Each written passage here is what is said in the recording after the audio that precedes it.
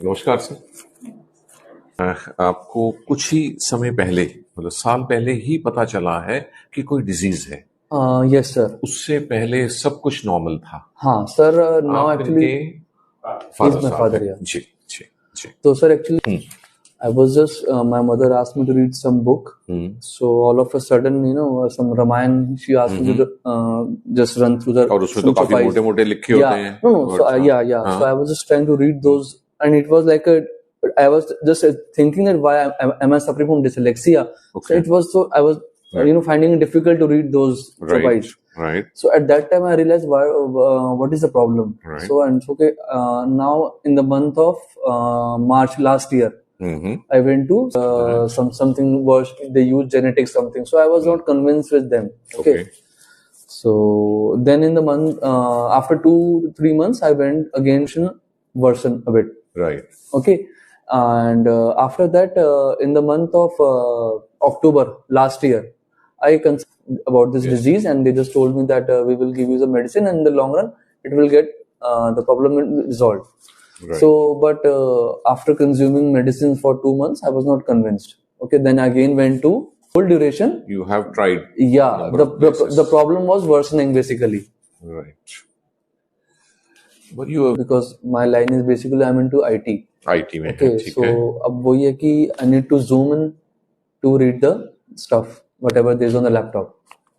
So वही है sir, अब 400% जूम करना पड़ता है जस्ट वो तो ज्यादा है, फिर उसमें फील्ड ऑफ विजन छोटी रह जाती है, एक बार में थोड़ी चीजें। हाँ यस सर। एंड सर और ये भी है कि अब थोड़ा सा आइज पे स्ट्रेन पड़ने लगा है बिकॉज और फिर मेरे को जो आइज कंफर्टेबल रहती है वो डार्क मोड में रहती है। Even on mobile I put my dark mode. White पे अगर रीड करना होता है तो इट्स वेरी डिफिकल्ट। कंट्रास्ट अच्छा मिल जाता है। हाँ yes sir. So every time I try to move it on the dark mode in order to read something. कर देंगे। Let's have some checkup first.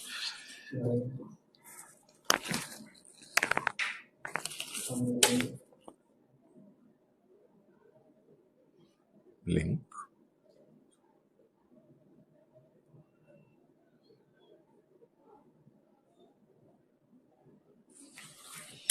Direct maximum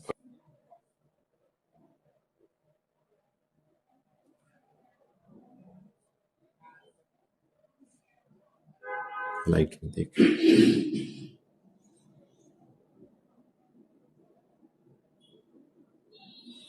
जी।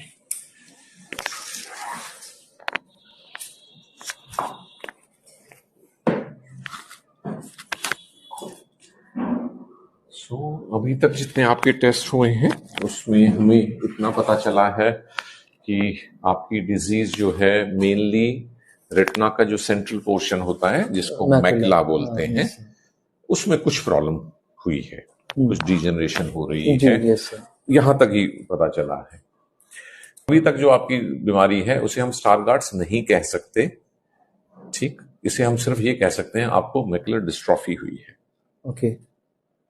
ये तो 2-3 हजार बीमारियां होती हैं जिसमें मैकुलर डिस्ट्रॉफी होती है। उनमें क्योंकि एक डॉक्टर स्टारगार्ड ने रिसर्च की थी एक पर्टिकुलर डिजीज पे जो थोड़ी कॉमन होती है, तो इसलिए इसका नाम स्टारगार्ड डिजीज रख दिया। बाकियों के नाम नहीं है, नंबर है कि macular dystrophy 1, 2, 3। It's one of the kind. Okay. अगर तो हमें कुछ करना नहीं है इसके बारे में तो हम स्टारगार्ड लिख के और कुछ नहीं करना, ठीक।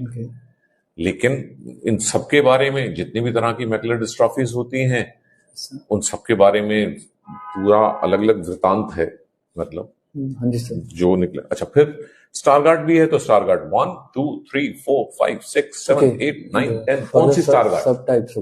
सब टाइप्स। कोई सब टाइप्स हैं बचपन में शुरू हो जाते हैं, इस उम्र तक आते आते काफी रोशनी खराब हो जाती है। कुछ आपकी तरह का एज देर से शुरू हुआ आगे तक। तो जब इसका नाम हमें पक्का पता चल जाएगा, अभी तक तो ये सिर्फ मैकुलर डिस्ट्रॉफी ग्रुप, इसका मतलब अभी तक हम कह सकते हैं आपको बुखार है, सर मलेरिया है, टाइफाइड है, डेंगू है, ये टेस्ट से पता चलेगा। is Stargardt disease a subtype of a macular degeneration or it's altogether a different देखो मैकुलर डिजेनरेशन तो एक और बड़ी कैटेगरी हो गई। ओके उसमें से एक तरह की मैकुलर डिजेनरेशन जो है वो स्टारगार्ड होती है, एक हेरिडोमैकुलर होती है। Okay further age related macular degenerations होती हैं जो 40 के बाद या 50 के बाद शुरू होती है, 70 तक जाते जाते बहुत हो जाती हैं। फिर बहुत सारी डेफिशिएंसीज से रिलेटेड होती है, बहुत सारी हैं, हजारों। उनमें से कुछ को जो कॉमन है उनको कैटेगराइज कर दिया गया है, वो सबसे पहले पता होना चाहिए। उसके लिए सिर्फ जीन टेस्ट ही एक रास्ता है जिससे उसकी रिपोर्ट आते ही आपकी बीमारी का नाम वहां लिखा होगा और उसका सब टाइप भी लिखा होगा। ओके जो कॉमन है इनमें। कभी कभी उसमें भी रिपोर्ट नेगेटिव आती है कि आपकी बीमारी अगर कॉमन वालियों में से नहीं हुई, जैसे मैं आरपी की बात करूं, उसका तो हमें क्लियरली फिगर्स पता है। हाँ जी हाँ जी 3000 तरह का होता है आरपी। उनमें से ह्यूमन बींग्स में 160, 159, 160 के आसपास कॉमन होते हैं। 90-95% लोगों में वो ही होंगे। जी सर। सिर्फ 5% लोग होते हैं जिनमें वो कुछ और है बाकियों में। हाँ जी। क्योंकि 95% मरीज कवर हो चुके हैं इसलिए वो 159 को क्लासिफाई कर दिया गया, 1 से लेके 159 तक। जी सर। बाकी 5% को पता करने के लिए अब हमें बाकी 3000 कितने 841 और करने पड़ेंगे। हाँ जी सर। तो वो अभी काम स्लो है ना। हम कहते हैं चलो 159 कॉमन तो पकड़ लिए। Yes sir. तो कभी कभी ऐसा होता है कि जीन टेस्ट में अगर आप बहुत ही रेयर वेरिएशन है उसका, तो शायद उसका उतना स्पेसिफिक नाम ना आए, लेकिन 95% चांस तो वो सब टाइप भी आएगा। अच्छा ठीक है। So post that only the actual this starts. Actually. Okay.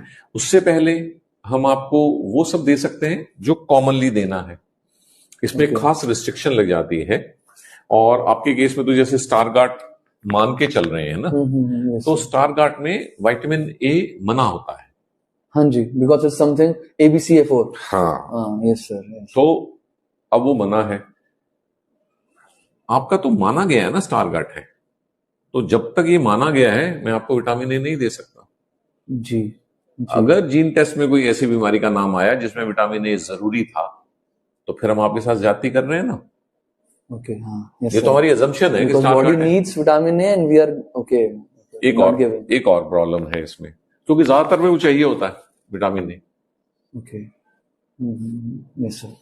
Vitamin A जिसको नहीं दे सकते उसको विटामिन ई नहीं दे सकते। विटामिन ए हेल्पफुल होती है ए के साथ। अब क्योंकि स्टारगार्ड में ए नहीं दे सकते इसलिए ई भी नहीं दे सकते। ई को अकेले नहीं देते कभी। Okay sir. ई भी मना हो गई आपने। Yes sir. स्टारगार्ड का नाम मानने पे मना है हमने, पता नहीं है आपको क्या है, तो ये 2 दवाइयां तो दे ही नहीं सकते हम, जो बाकी 98% बीमारियों में फायदा करती, जब तक कि आपकी रिपोर्ट में स्टारगार्ड नहीं है आ जाए।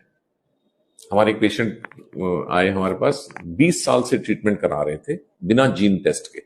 और ये एग्जांपल सबको देता हूं। हाँ जी sir.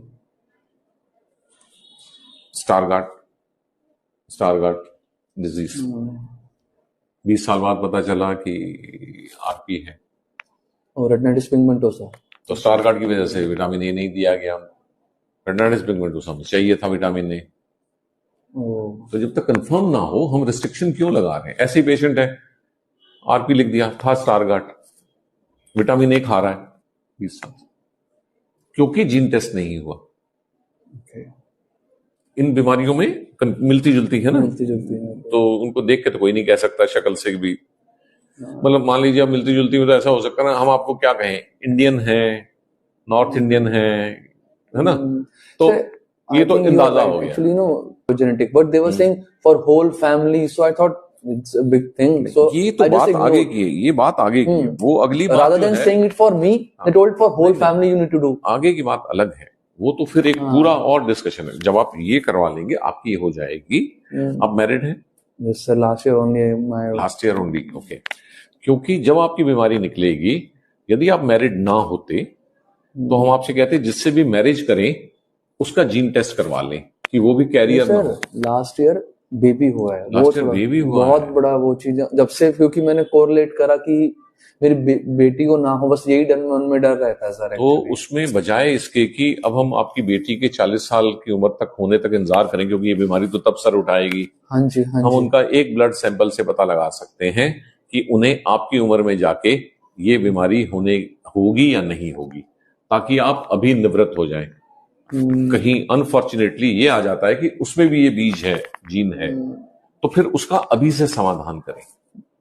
She just 9 months old. So blood test अभी 9 मिनट्स के बेबी का भी ब्लड सैंपल लेके ये टेस्ट किया जा सकता है। Okay. 9 minutes. Because I'm very worried कि मतलब चलो मेरी पीछे किसी को नहीं था लेगेसी में, लेकिन लेगेसी क्या थी? आपके पेरेंट्स जो है वो दोनों कैरियर रहे होंगे, तभी आपको ये बीमारी मिल सकती है। Okay. एक एक जीन दोनों पेरेंट्स में, एक एक जीन बीमारी नहीं करती, वो अगली जनरेशन को देने के लिए होती है। तो दो ऐसे जनों की मैरिज हो गई जिनमें एक ही बीमारी की एक एक जीन थी, उनसे दोनों जीन आपको मिले, दो जीन मिलने पे बीमारी मिल गई। इसे बोलते हैं autosomal recessive pattern of transmission. आ गई है सारे? अरे नहीं, हम तो गले मिलते हैं यार, पैर में छूने का रिवाज पुराना हो गया है ना। और इन सब बातों से गलतफहमी लेके मत जाना कि मैं कोई जादूगर हूं, मैं कोई जादूगर करूंगा। ठीक है, मैं बातें अच्छी कर लेता हूं और जो ट्रीटमेंट होता है वो अपने उसी पेस पे चलेगा। मेरी बातों का फायदा ये है कि आप ट्रीटमेंट के लिए, जेन्युइन ट्रीटमेंट के लिए राजी हो गए हैं। आप यहां वहां नहीं भटक रहे, गैर जरूरी वो जो फ्रॉड लोग होते हैं ना, हमारे पास आपको ठीक करने के धीरे धीरे वाले वो हैं और साइंटिफिकली चलेंगे बस।